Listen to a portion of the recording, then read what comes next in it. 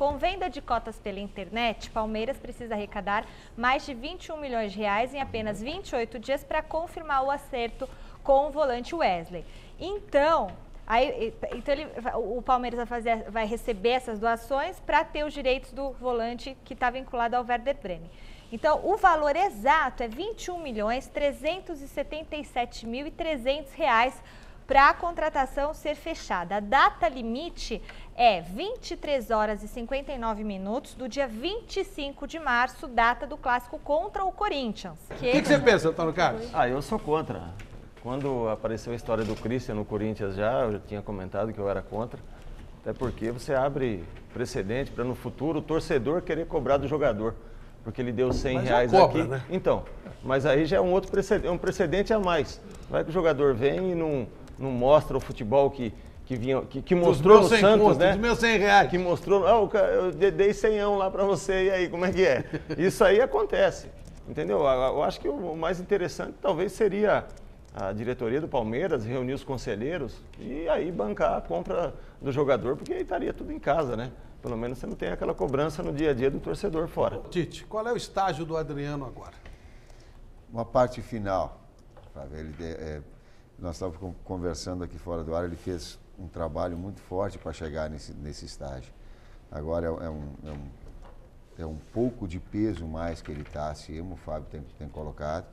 E do departamento de fisiologia, um fortalecimento mais no tornozelo, para que ele tenha a mesma força, para que ele tenha a mobilidade, que já melhorou bastante e que vai melhorar com esse finalzinho. Então a sua ideia é colocá-lo em que média, assim, por exemplo, a cada jogo sim, jogo não? Depende da própria evolução do trabalho durante a semana. É importante que ele mantenha esse ritmo forte que deu nessas 3 últimas semanas, essa condição de melhorar. Já está numa condição boa, condição Caetano, já melhorou muito nesse jogo em casa, né? E seguindo nessa batida, ele vai ter a condição de melhorar. Ele tem se mostrado muito consciente também, tá? Então, eu ouvi as entrevistas que ele colocou no final do jogo, ele disse foi bom e eu tenho muito a crescer e também preciso de um volume de trabalho maior para que eu atinja uma melhor condição também. A gente tem trabalhado muito com essa verdade em relação ao Adriano. Ele concorre com quem? No elenco. Se jogar com 2 pivôs, vai tirar um da linha de 3. Se jogar com um pivô só, aí ali Edson é o jogador da frente como referência. Mas pode jogar com 2. E o Elton, né? Ficaria entre ele, o Elton e o Liedson. Você está pensando em colocar futuramente o Liedson e o Adriano? É uma possibilidade, sim. Assim como nós fizemos jogos o ano passado, que vencemos o Atlético Mineiro no gol dele, e que Liedson, a própria história mostra disso. Liedson e Adriano jogaram juntos. O que fazer para esse time começar a visitar a rede adversária mais vezes? Coisa que o ano passado fazia até com uma certa facilidade. E agora não está conseguindo. Tu retoma ritmo normal de uma equipe, o aspecto físico, é o padrão técnico individual, é a forma dela jogar e o seu sistema, e o acabamento final, ele é do traduzir em gol. Esse está faltando. Esse eu estou intensificando treinamentos. Vocês viram ontem, e nos 2 últimos jogos, foi menos oportunidades que nós tivemos desse, mais contra a Portuguesa, né? E dos jogos anteriores também um número de oportunidades de finalizações maiores. Falta uma precisão. Estou tendo a atenção de fazer trabalho específico agora. Se tivesse feito antes, eu ia ter bastante jogador estourando com lesão muscular e não ia saber por quê. Porque eu tenho que ter a responsabilidade. Nessa escala progressiva, quem está nos assistindo sabe. Então, no plano o aspecto físico, o aspecto tático, o aspecto técnico e depois tu faz o complemento. Esse está faltando. Traduzir ainda em algumas bolas paradas para que essas oportunidades que elas sejam criadas sejam traduzidas em gol também. André Santos esteve aqui no programa e, num determinado momento, falando sobre... Eu fiz uma pergunta para ele sobre elenco, essa coisa toda, e ele disse que técnico que não usa o elenco todo dá prejuízo para o clube. Tipo assim, aquele que só come e dorme, aquele que só vai lá, treina e vai embora, porque não adianta, não joga nunca.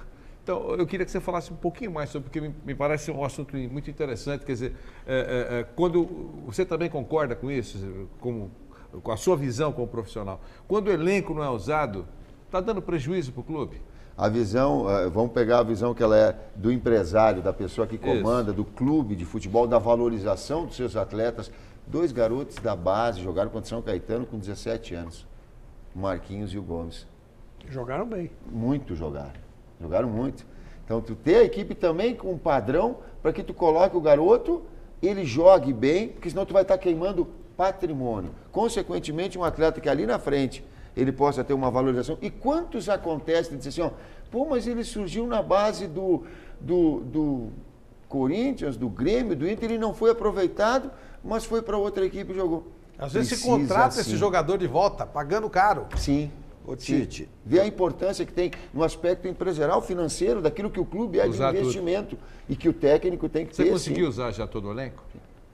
Ou ainda tem Sim, alguém eu não sei, mas olha, para a escalação, eu acho que nós não repetimos uma escalação esse ano. Lá na Europa, ou em os outros países lá, os jogadores não têm uma afinidade social. Eu, pelo menos, já ouvi muitos deles contando. Chega, se encontram um treino e no vestiário cada um tem a sua cabine e acaba, vai embora para cada um para sua casa, não tem aquela convivência social que existe aqui.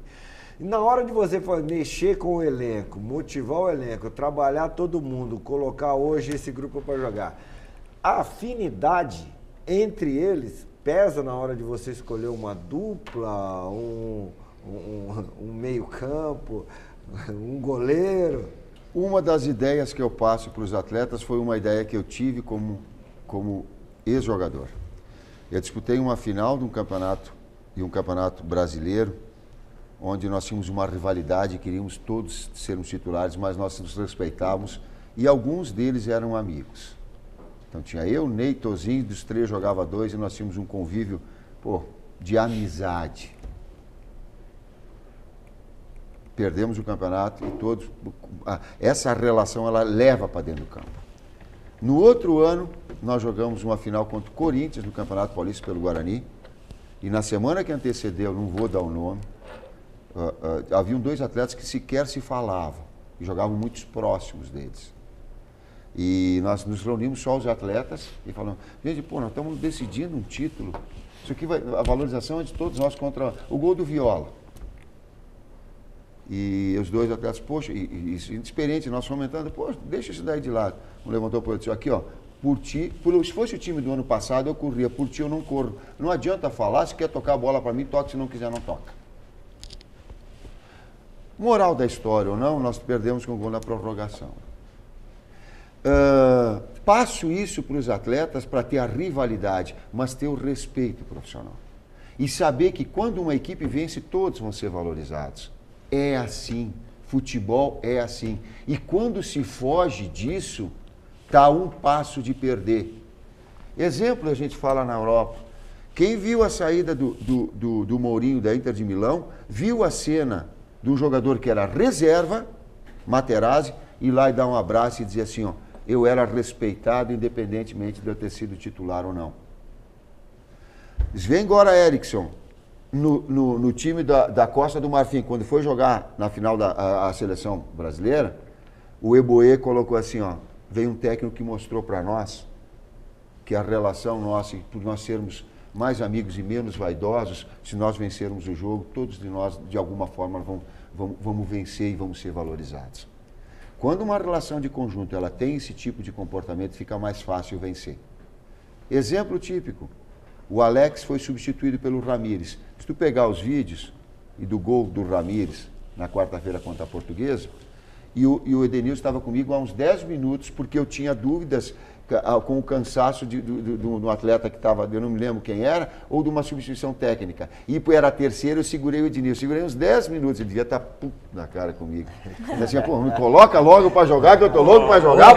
Mas era a terceira, eu estava. Dá o gol do Ramires, e se vocês olharem no vídeo, se tiverem, o terceiro e o quarto que ele está abraçado e amontoado ali, eram o Alex e o Edenilson. Vocês viram o gol do Adriano? Quantos? O narrador, o Solera, aventou. Todo mundo foi abraçar. Foi abraçar, Ele veio no banco, todos foram abraçar. Se a equipe se conscientizar, briga pela titularidade, mas briga jogando bem. Ouve lá a você dizendo assim, tem que jogar fulano, tem que jogar Beltrano, tem que jogar o outro, tem que jogar... Mas que seja uma coisa sadia, cara, leal. Futebol ele é assim, quando se foge disso, tu tá a um passo de perder. Não há dúvida que o time mais assentado taticamente, até pela longevidade, pela competência do Tite, é o Corinthians. Mas vai pegar o Neymar, que é o jogador mais diferenciado do futebol brasileiro na atualidade. E aí, Tite? Faço só o parênteses que a gente vai preparar para Catanduvense no meio da semana, mas sei da importância também, não vou... vale 3 pontos igual, tá certo. O campeão da Libertadores contra o campeão brasileiro. Poxa, isso já por si só é o atual, né? Os dois atuais. Isso é da grandeza do espetáculo. Gostaria, vou falar o que eu falei fora do ar, gostaria que esse jogo não fosse no jogo que antecedesse a Libertadores, que fosse colocado num outro momento, minha opinião também. Acredito que para o espetáculo ele seria melhor, não? No domingo para quarta-feira as duas equipes estão enfrentando os jogos de Libertadores, correndo esse risco daqui a pouco de ter um jogador sem poder recuperar. O Santos também joga na outra... E o Santos é com o Internacional, né? Então, tu vê que às vezes, eu sei que tem tabela, mas há uma competição paralela importante. Não sei se e aí, senso... Tite, você coloca todo mundo, não coloca? De novo, vamos entrar na história dos 17 titulares aí, né? Eu vou buscar, tem algumas coisas que elas eu tenho a real dimensão de que o cargo que eu ocupo, ele tem também na sua escala alguma coisa que ela é maior. O que eu quero dizer com isso? Eu vou ouvir a direção, o que é importante para o Corinthians. O Corinthians tem até uma certa gordurinha aí. Quer dizer, vamos entrar com um time bom, mas a grande força nós vamos colocar na Libertadores. Imagino que essa seja a razão. Agora, aquilo que você falou, você pode consultar a diretoria fala, não, nem pensar em colocar perder para o Santos, exatamente. Aí é uma outra conversa. Mas a razão... jogar contra o Neymar. O jogador tem uma qualidade de improviso extraordinária, impressionante. Eu vi o Robinho, e como a gente viu o Robinho, ele em 2001, 2002, né? Daqueles 6 jogos que eu era técnico do Grêmio, o único jogo que o Santos perdeu foi para o Grêmio comigo, eu era técnico no Rio Grande do Sul. O resto ele venceu todos os confrontos. E eu lembro do Robinho, que era um jogador muito lépido, muito ágil, muito esquivo. Agora ele está um jogador mais forte, mas perdeu a agilidade, né? Aí eu olhei o Robinho e vi o Neymar hoje. É esquiva, é rapidez, é aceleração, é parar com uma capacidade técnica impressionante.